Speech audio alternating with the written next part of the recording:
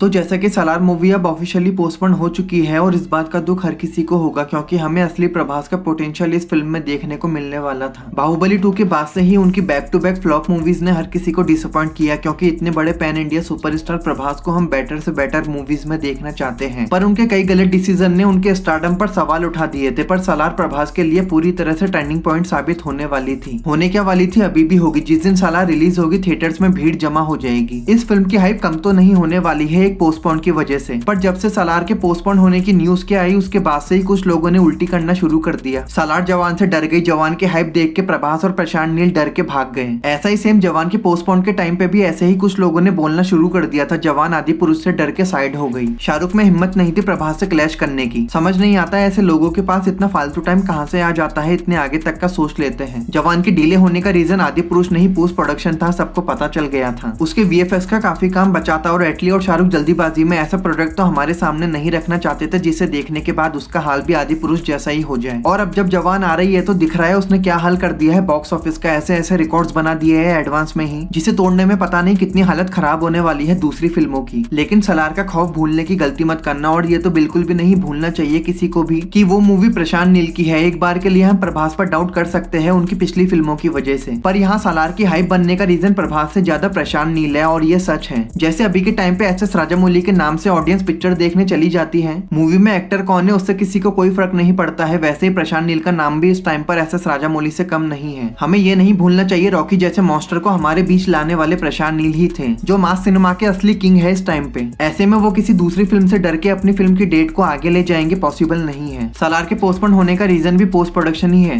प्रशांत नील पूरी तरह से सेटिस्फाई नहीं थे पोस्ट प्रोडक्शन वर्क से, इसीलिए वो और बेहतर काम करना चाहते हैं फिल्म पे, जिसके लिए उन्हें और टाइम चाहिए। जिस प्रोडक्ट से वो खुद खुश नहीं है, अगर वो माल हमारे सामने प्रेजेंट कर देते तो हम लोग ही बोलते कि मजा नहीं आया। इंतजार भले ही लंबा हो गया, पर जिस दिन सालार नाम का डायनासोर मैदान में आ गया उस दिन ये भी नए नए रिकॉर्ड्स बनाने वाला है। अभी जब सालार की ओवरसीज में एडवांस बुकिंग ओपन हुई थी उसी टाइम इसे जबरदस्त रेस्पॉन्स मिल रहा था। और कोई माने या ना माने, सालार सिर्फ पैन इंडिया फिल्म नहीं है, ये पैन वर्ल्ड फिल्म है और इसे जवान से भी बड़े लेवल पर रिलीज किया जा रहा है। इसीलिए वेट करो, बहुत जल्दी इसकी न्यू रिलीज डेट हमारे सामने आने वाली है। और जहां तक है अब इसे नवंबर में रिलीज करने की प्लानिंग है सालार के मेकर्स की। अब जो लोग बोल रहे हैं सालार डर के साइड हो गई, तो उन्हें ये भी पता होगा नवंबर में टाइगर 3 आने वाली है। और वो कितनी बड़ी फिल्म है मुझे बताने की जरूरत नहीं है। सलमान की दूसरी फिल्मों को चाहे कोई कितना भी मजाक बना ले, पर जब वो टाइगर फिल्म के साथ आते हैं तो ऑडियंस उन्हें देखने का मौका नहीं छोड़ती है। अगर सालार के मेकर्स क्लैश की वजह से डर के अपनी फिल्म को पोस्टपोन करते, फिर वो टाइगर 3 के साथ अपने फिल्म को रिलीज करने की गलती नहीं करते, क्योंकि अगर टाइगर 3 सिर्फ एक फ्रेंचाइजी का हिस्सा होती तो अलग बात होती। लेकिन अब ये वायरएफ स्पाई यूनिवर्स का पार्ट है और इस फिल्म में शाहरुख का कैमियो होने वाला है। क्या पता और भी कोई कैमियो करते हुए दिख जाए। बहुत जबरदस्त हाइप है टाइगर 3 की। ऐसे में सालार के मेकर्स पागल तो नहीं है कि जवान से भाग रहे हैं और टाइगर 3 से क्लैश करवा रहे हैं। प्रशांत नील को बहुत ज्यादा टाइम नहीं चाहिए फिल्म की कमियों को दूर करने के लिए। उनका काम इतने टाइम में हो जाएगा जिसके चलते वो सालार को नवंबर तक रिलीज कर सकते हैं। लेकिन ऐसा भी नहीं होने वाला है कि सालार और टाइगर 3 साथ साथ रिलीज होने वाली है। कम से कम 10 से 15 दिन का गैप तो होगा ही दोनों फिल्मों के बीच में। और अगर बाई चांस दोनों का क्लैश हो भी जाता है तो ये तो पक्का है कि दोनों के कलेक्शन पर इम्पैक्ट पड़ेगा। शायद सालार को हिंदी से उतना तगड़ा रेस्पॉन्स ना मिले टाइगर 3 के चलते, पर ऐसे में टाइगर 3 को भी साउथ से कलेक्शन करने में प्रॉब्लम आ जाएगी। पर कुछ भी कहो, सालार के पास एडवांटेज रहेगा क्योंकि उसे बड़े लेवल पर रिलीज किया जाना है। इसीलिए सालार के जवान से डर के साइड होने वाली बात का कोई मतलब नहीं निकलता है। वो जिस दिन आएगी उसी दिन धमाका हो जाएगा। बाकी आप सालार के लिए कितने एक्साइटेड थे या फिर हो, कमेंट करके बताना मत भूलना। वीडियो अच्छा लगा तो लाइक शेयर कर देना। मैं मिलता हूँ नेक्स्ट वीडियो में।